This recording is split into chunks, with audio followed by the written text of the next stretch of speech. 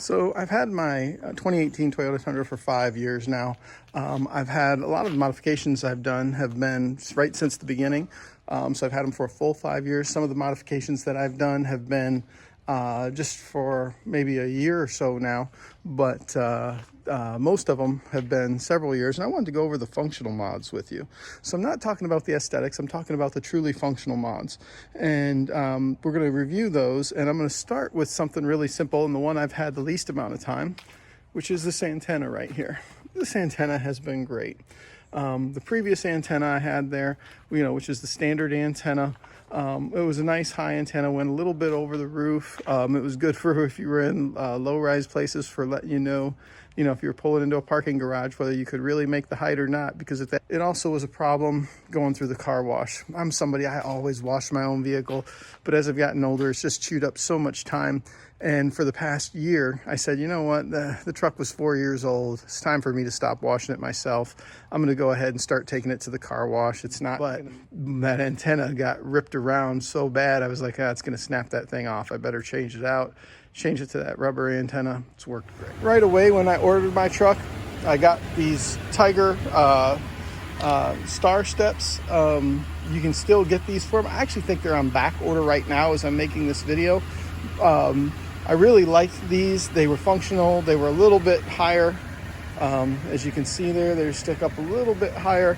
They were really, really sturdy, super sturdy, had good reviews, and they weren't that expensive. They function great. These pads are right in the right spot for when you step out. These pads right here, both front and back. I think, looking at what Tiger has available to now, if I were to redo it, Tiger has some blades. The blades are actually a little less expensive. The blades, I think, are $360.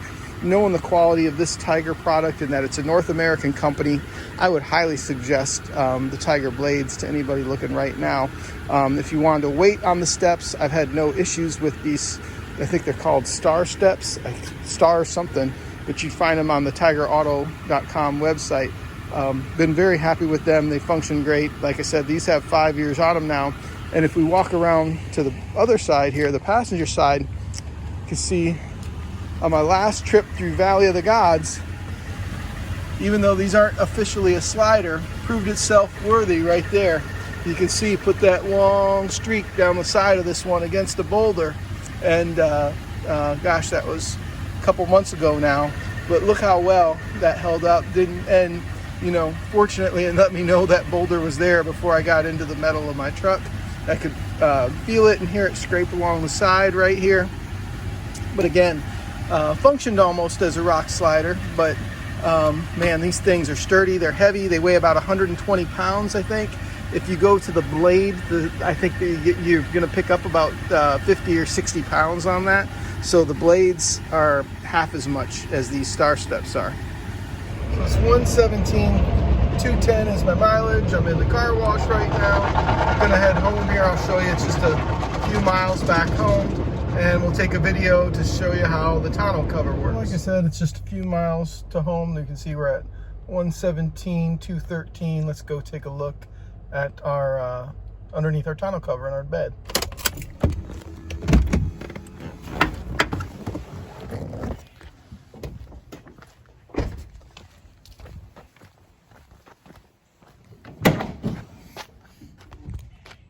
So you can see there's a little bit of water that gets sucked up back here, but as we look inside there, absolutely no leaking through the cover itself anywhere.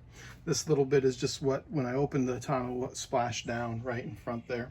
Not much to see there at all. And if you look, well, you can still see there's some suds around the mirror here where I just got back from going to the car wash. Now, there's a couple other things I added. I had a spray, and this truck did not come with a spray and bed liner, so we negotiated the spray and bed liner when I purchased it. And then the other thing I added was this mat. Even though I had the spray and bed liner, I travel with some stuff I don't really want slipping around, particularly my generator, and this mat made that a lot less likely to slip. And so I've been really happy with the mat in terms of protecting the surface down here. It also protects, you can see there's some stains on this thing. One of my other more recent additions within the past year or so has been is this amp research step right here. I did a video on putting that amp research step in. There's a couple things I would change if I were to do it again. I wouldn't use the bracket that they gave you. I would have just cut the one that was already there. It would have been a simpler process. Wouldn't have had to take the cap cover off my bumper. But in any event, I explained that in my video how I would change that. But anyway, this was because when we traveled there, my wife said she hated to always ask me to go get something out of the back of the truck. If I was busy doing something, she wanted to go get it, but it's not as easy for her to step up in there. So we added the step so that she could get her way up there, and it's worked really well for that. Traveling with a travel trailer, and so a lot of my modifications have been geared toward what do I do when we're out camping, and what do I need for towing that travel trailer across country. Now, this is a modification I did a few years ago now. I'm getting ready to start my 4th year with this.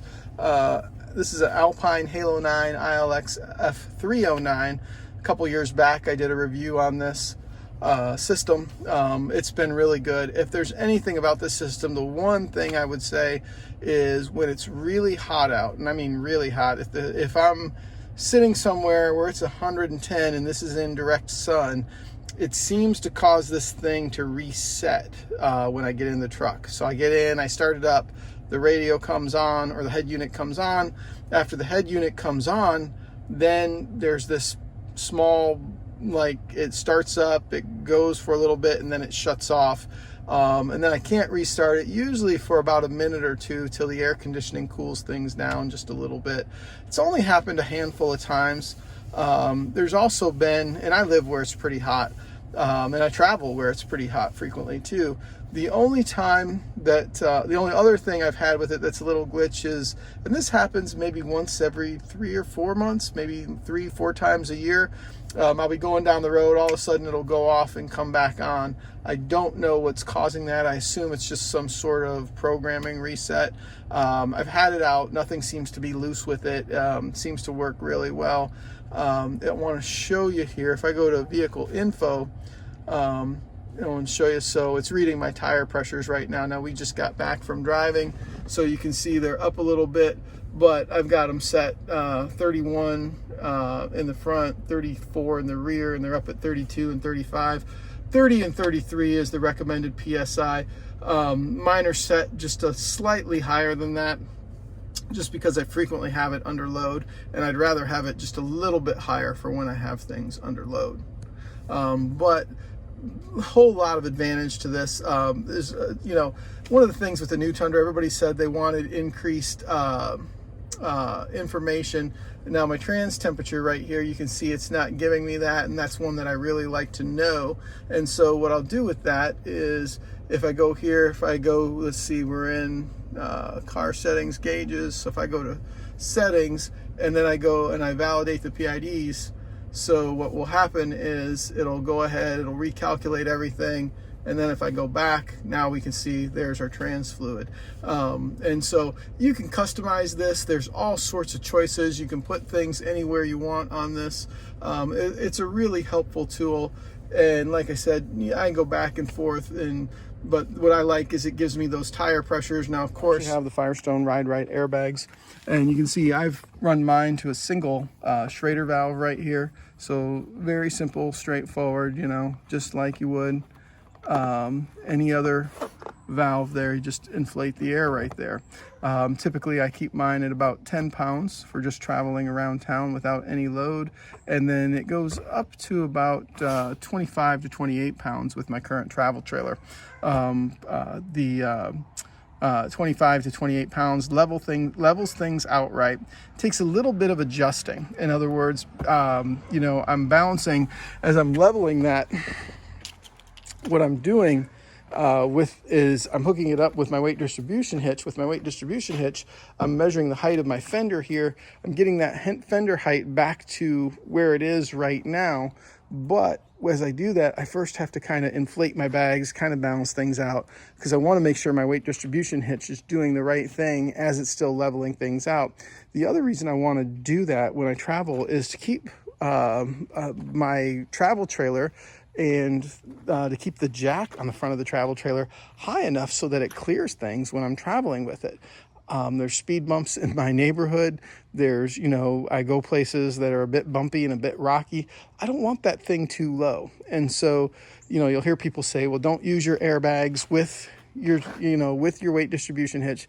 If you set it up properly, it's the ideal way to do it. Get your airbags approximately where you think you need them. So for me, that's, like I said, 25 to 28 pounds for my Airstream. Get it up to there.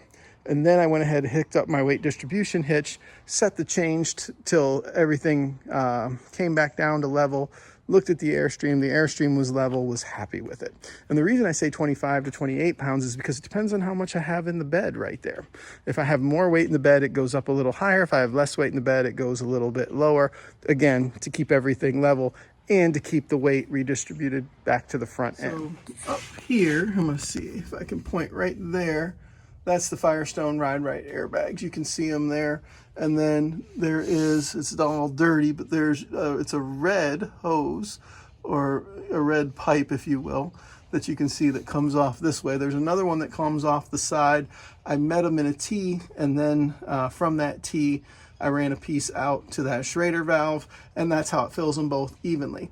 Now, the way the kit comes, if you install this yourself, is there's two Schrader valves so that you can inflate each side and level things out. Well, my truck's pretty level when I travel, and I didn't want to have to inflate and deflate two separate bags, and because I don't do as much hauling as I do towing.